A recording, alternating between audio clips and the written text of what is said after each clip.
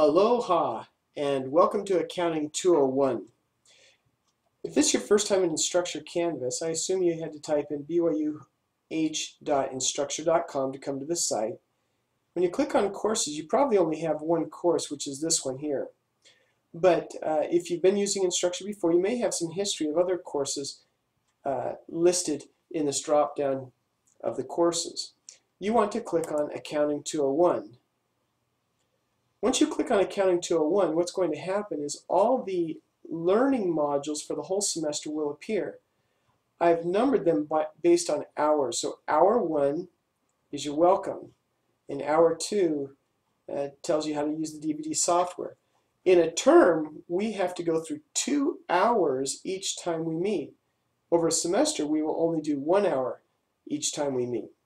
So that's why I've numbered them by hours, and we'll just group.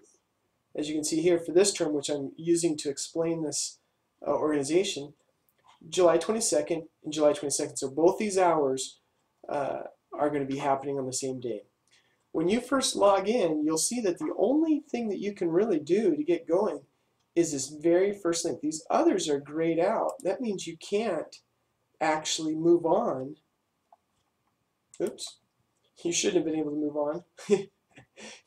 You really shouldn't even be able to click on that. Maybe I'll have to look at that more, but the basic idea is you are forced to work through these in sequential order, and I'll go back and work on that. But anyway, first thing you'll do is you'll click on this, and I assume you've already done that because you're watching this video, but you click on here, and when you click on it, there was a little video here which you've pressed the button for, and you're now watching it. Now, as soon as you watch the video, you just click Next. And what that does is it activates the next one. This is going to be my welcome video, where I talk about myself and my career and stuff like that, and to help you know a little bit more about the course. And then after you've watched that video, click Next. So that's kind of how you're going to work through this. Now, if you want to see where you're at in relation to everything, all you do is you click on the Home, and that puts you back here, and you can see the big perspective. If you're just kind of working through them in sequential order, you can just keep hitting Next after you finish an item. So as you can see, as you watch these videos, it will put a green check mark here saying you're done. Now if it's a quiz, you actually have to submit the quiz. Like down here, there's going to be a quiz. You click on that, there'll be a video that you watch, some videos that you watch to learn how to use the course website. And as soon as you do that, there'll be a quiz at the bottom, and you'll have to submit that quiz, at which point you'll get a score, and there'll be a check mark here. And that's how this course works. If it's a written assignment, you would click on that. There'll be a place to upload a file or to actually type in a text box, and you hit submit. And as you finish this whole module, then the next module, hour 2, becomes available. So if you're trying to move on and you can't, usually you're going to have to go back and make sure these others are active and have a check mark, or at least have been viewed or something, which would then free up the one below. Now some quizzes, you'll note that I will require you to complete a certain proficiency level. So on a post quiz, you have to achieve 80% on a post quiz before you'll be allowed to move on. So this way I make sure everybody at least achieves a minimum proficiency level before they move on to the next lesson. And you can take these quizzes as many times as you like. The key is that you learn the material and you master it. So that's kind of the overall organization of the course. Let's look at a few other things here in Instructure. You can look at your assignments. I recommend you don't go here. Don't use these assignments because it'll cause you to get out of order and stuff like that. I really just recommend you go back to this view, which is off of home, and just work from top to bottom. You'll see these to-do assignments over here. This is kind of helpful in that it shows you when something is due and the time. You'll notice for the first day we actually have things due even before class starts. Because our term is so short, we need to get in and get going. Now, we have grades here, so you can actually go and look at your grades. So I would recommend that you're going to have to choose the course that you're in. And what it does, it'll show, as you complete them, the scores. And at the very bottom, you'll see your percentage achieved on the items that have already been completed. So that can be helpful to kind of help you gauge how you're doing. Also, there's a calendar. So you'll see that we pretty much have something due every class period. There are no real breaks in this class because we're on a term. We're going to keep moving all the time. so you can look on your calendar and see that there's things due.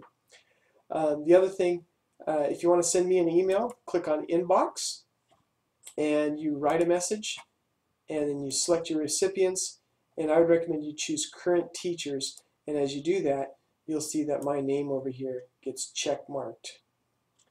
Let me try that again. I don't see my name on the list there.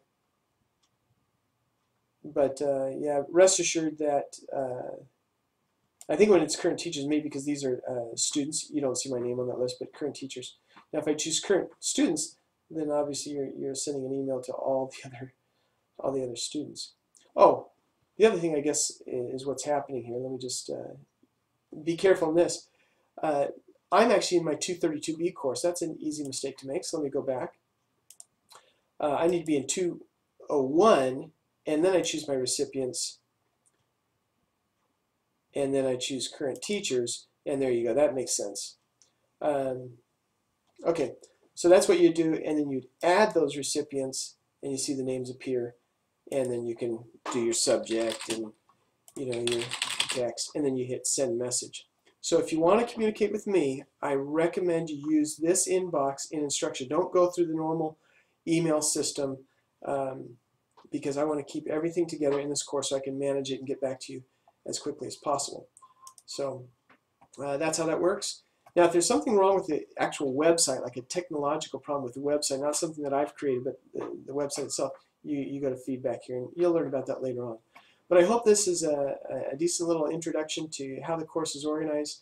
I think it's organized well. If ever you're stuck, please see me down here. There's how can I get help for this course. This gives your office hours, when the tutors are available.